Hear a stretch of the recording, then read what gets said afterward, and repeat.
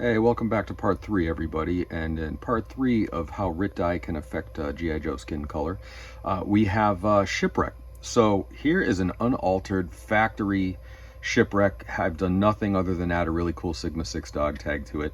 And his skin is completely unaltered. But then we have the same exact figure, but this time he's been RIT dyed in the same RIT dye bath that the other figures, both Torpedo and Stalker, were RIT dyed in. And this time, he's maybe about each arm and face and neck peg have been in for maybe about 30 to 45 seconds.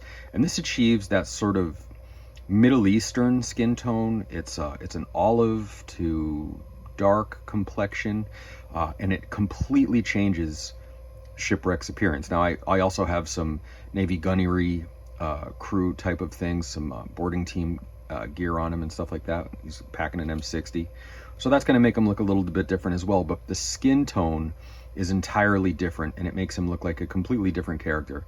Very, very Middle Eastern, and I really like that. I love having variation in the forces, and it makes the shelf just come alive with, an international force would have different colored people in it, right? So I mean, you gotta have different skin tones.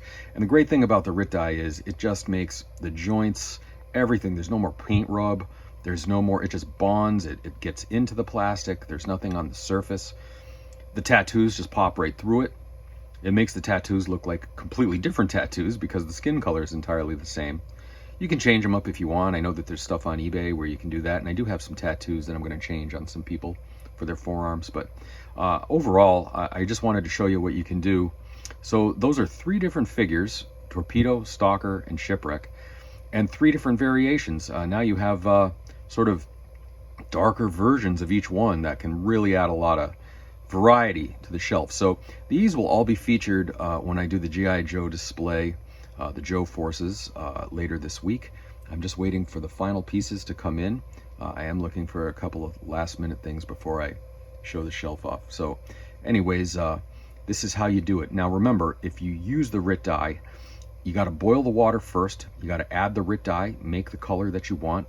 Take a piece of kitchen towel or like a paper towel, and then dip it in to get the desired color that you're looking for. It'll pretty much be the color that the figure will go to.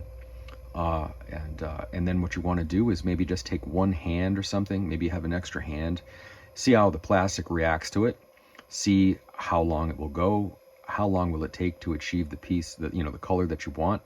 So do that before you start immersing everything all at once. But I think you'll find that it just makes particularly the G.I. Joe shelf really pop, and hopefully this helps. So stay tuned. I've got the G.I. Joe shelf incoming. Thanks.